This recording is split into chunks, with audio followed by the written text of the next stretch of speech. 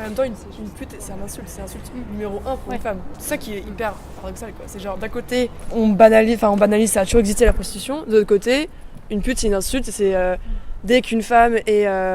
par exemple, mais ça on en a discuté plein de fois, c'est-à-dire dès qu'une femme ou une fille a des relations sexuelles épanouies, elle fait ce qu'elle veut, elle a des coups d'un soir, etc., c'est une pute. Par contre, la prostitution est totalement acceptée, banalisée, nanana. Et à Sciences Po, il y a pas mal de débats là-dessus, en mode mais pourquoi est-ce qu'un garçon en soirée, quand il s'amuse, etc., c'est un champion, il gère trop, etc., dès qu'une fille le fait, c'est mais pourquoi elle fait ça, c'est gênant, non, genre à un moment c'est fatigant, c'est très fatigant et on peut vraiment pas faire ce qu'on veut, quoi. C'est en soirée, c'est là où tu veux, t'as travaillé toute la semaine, t'en peux plus, t'as envie juste de penser à rien du tout, t'as envie de t'amuser avec tes amis, mais t'as encore ce regard de l'autre tout le temps sur toi et voilà, cette oppression quand même qui se sent. Et donc on est à la disposition des hommes, mais pas trop, surtout. Il y a eu ce combat dans les années 60 et après il y a cette vague de résistance aujourd'hui qui se sent, et dans nos milieux aussi, et c'est trop, moi ça me tracasse parce que c'est un combat qui a été mené pour le droit de faire ce qu'on veut de son corps, et en même temps à 18, 19, 20 ans, on a encore cette pression de pas non plus de faire gaffe avec qui on sort, avec qui on couche, avec qui on fréquente, et surtout pas trop.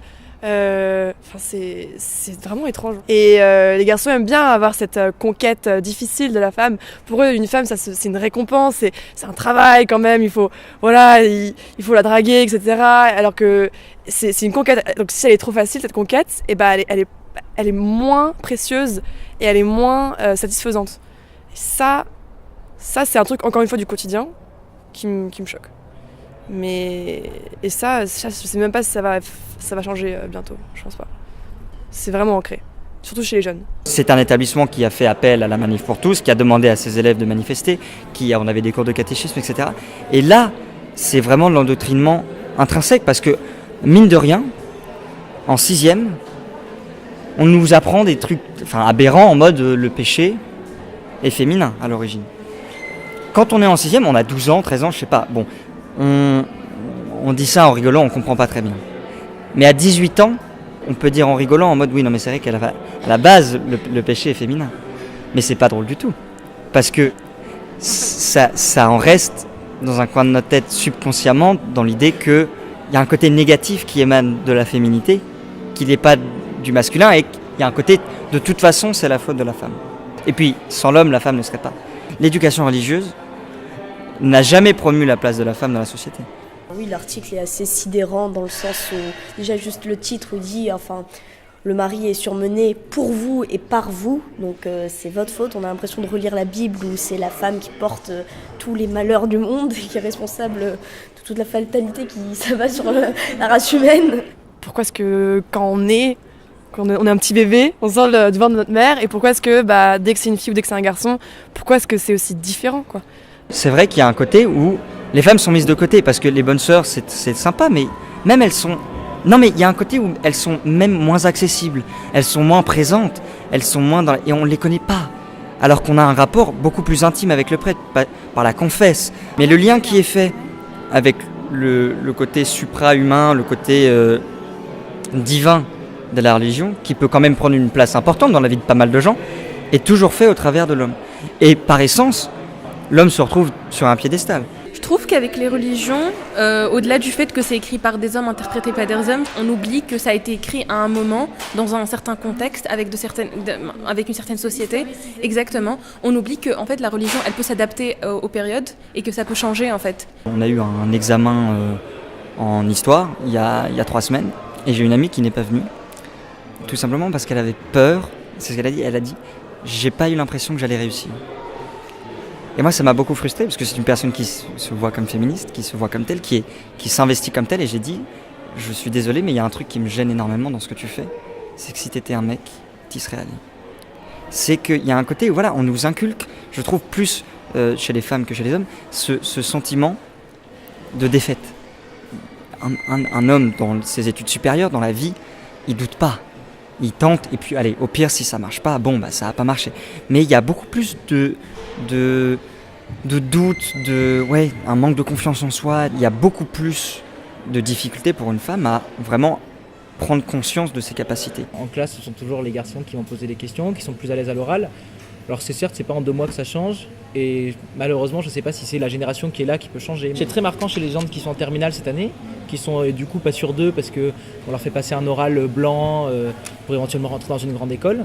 Et alors d'un côté, je fais bosser beaucoup plus de filles que de garçons, mais d'un côté on a les garçons qui sont très sur 2, voire à se mettre en avant pour des choses qui ne sont pas forcément le cas, qui vont facilement amener une chose sans vraiment être sûr, presque un peu fausser la réponse en se disant ça va passer. Et puis d'un autre côté, les filles qui alors sont complètement sur la défensive, qui ne disent rien, qui ne veulent pas s'avancer. Et alors ça c'est marquant au départ, quand j'ai eu 2-3 personnes, je me suis dit que c'était normal, et puis là je suis à 12 personnes que je fais passer comme ça par Skype. Et c'est impressionnant, c'est vraiment constant. Ça, c'est un truc moi qui m'a toujours beaucoup énervé. On nous explique par exemple que la religion musulmane est beaucoup plus propice à le rabaissement de la femme, mais dans la Bible, il n'y a pas de texte écrit qui stipule que c'est écrit noir sur blanc que la femme est inférieure à l'homme. Moi, je vois aussi le féminisme du côté masculin. C'est-à-dire que du côté où j'ai eu pas mal de temps, de mal à assumer, peut-être pas ma sexualité, mais ma manière d'être garçon, à pas aimer le foot, à aimer lire plutôt, ou à aimer la peinture. Et ça, c'est une autre forme du féminisme dont on parle un peu moins. Quand on commence à parler un peu sur les sentiments, sur les côtés un peu plus... intime et personnel, on se retrouve vraiment dans un côté où là c'est l'homme qui doit se maintenir dans ce cadre. Au début j'avais pensé à faire de la finance ou quoi, mais là on m'a dit ça va pas être possible. Pour une femme c'est vraiment compliqué, et en plus oui, parce que c'est pas pour ça que j'ai changé d'avis, mais quand j'ai évoqué l'idée de faire de la finance ou ce genre de choses, on m'a dit c'est pas possible, c'est pas possible d'avoir une vie de famille et de faire de la finance. C'est la première chose que mes parents m'ont dit, on va dire. On le dit de plus en plus néanmoins, un garçon aussi, que c'est hyper prenant. Je l'ai déjà entendu dire pour des garçons aussi. Le corps joue beaucoup, je crois à cette construction sociale. En revanche, je sais que bien que j'ai envie d'avoir des enfants, je pourrais jamais nourrir mon nourrisson à mon sein. Voilà. Non, je le répondais très simplement, je répondais l'exemple un peu très simplement, mais je pense que le jour où vraiment il y aura peut-être une égalité, c'est quand les écoliers écriront sur leur cahier de maths autant de phallus que de vagin quand ils s'en iront, quoi. Ouais. Là, non mais vous voyez ce que je veux dire, c'est dire non mais on se balade dans la rue, on voit des pénis partout, pourquoi est-ce qu'on verrait pas des vagins? Et pourquoi? Parce qu'il y a cette espèce de tabou qui est dessus, et parce que oh là là, c'est le corps d'une femme, c'est sacré. Le débat féministe, quand le débat féministe, en fait c'est partout. Quand on va parler par exemple du massacre des homosexuels en Tchétchénie, on va dire ah oui on comprend, oui ils sont enfermés, c'est horrible pour eux. Puis aujourd'hui quand on parle du débat féministe, bah non il n'y en a pas besoin, je connais plein de femmes, elles sourient, elles vivent très bien. Et c'est ça qui est assez compliqué, c'est parce qu'en fait c'est partout, c'est tellement incorporé que finalement quand on n'a pas les éléments pour comprendre, on voit ça de manière complètement normale. Moi j'en ai beaucoup parlé avec mes potes qui globalement font partie de cette partie de la population qui en a strictement rien à foutre, qui pensent que tout va bien. Et c'est dur des fois de rester vraiment amis avec des gens qui n'écoutent pas, n'en ont rien à foutre et décrédibilisent. Et disent que c'est pas important tout le temps. Balance ton porc, certes, il y a ce côté de balance, etc. Mais on peut pas le réduire à juste de la délation. Soit ça sert à rien, soit c'est délationniste, soit on peut plus rien dire, on peut plus rire de tout, vraiment c'est liberticide, etc. C'est souvent les gens qui ont eu beaucoup de privilèges et qui ont eu beaucoup de liberté, qui dès qu'il y a une résistance, une contradiction, sont les premiers à crier au scandale et au désespoir en mode oh, on peut plus rien dire. Ça me fatigue un peu. Il y a vraiment ce côté-là à Sciences Po, c'est-à-dire non mais c'est bien, on a des cours sur les mouvements sociaux, c'est bien, on apprend plein de choses sur la politique, l'éco, la socio, et on a l'impression que les choses vont se faire tout seul. Et même moi, des fois, j'ai cet élan de facilité.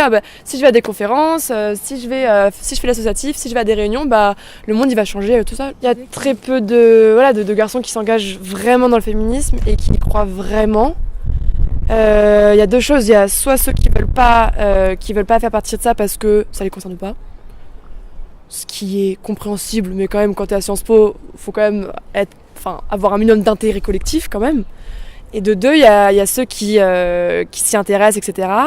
Mais de loin. Ah oui, c'est bien, oui.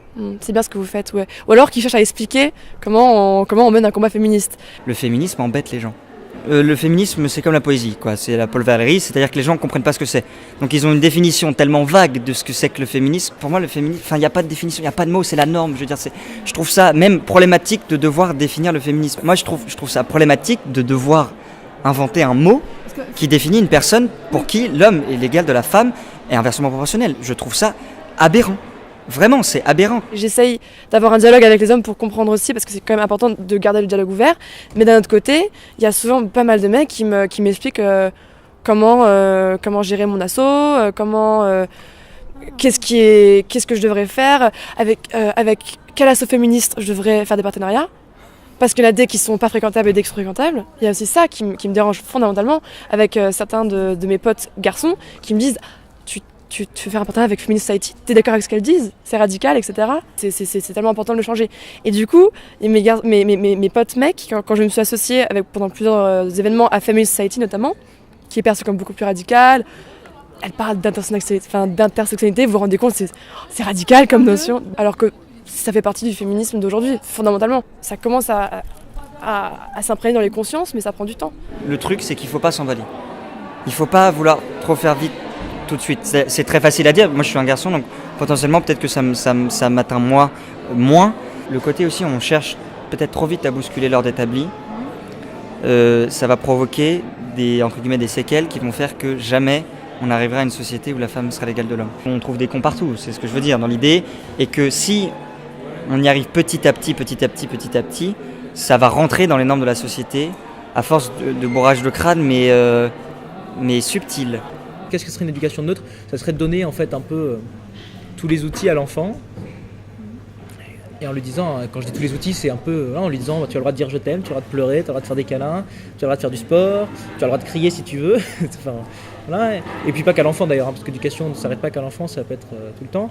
Et puis ensuite de lui dire voilà, tu fais ta vie, fais ce que tu veux. Avec Political, on a fait un projet cette année là-dessus, avec encore une fois en partenariat avec une asso qui s'appelle Les Cordées de la Réussite, donc qui va dans les salles de classe et où qui invite les élèves ici. C'est pas facile parce que c'est au collège, donc c'est vraiment le moment où ça se voit clairement qu'ils sont vraiment dans les clichés, dans la peur du regard de l'autre. Faut les prendre plus tôt. Parce qu'au collège, les filles, elles n'osaient pas dire un seul mot, c'était dur. On devait vraiment leur tendre des perches pour qu'elles s'expriment, mais c'est tellement difficile.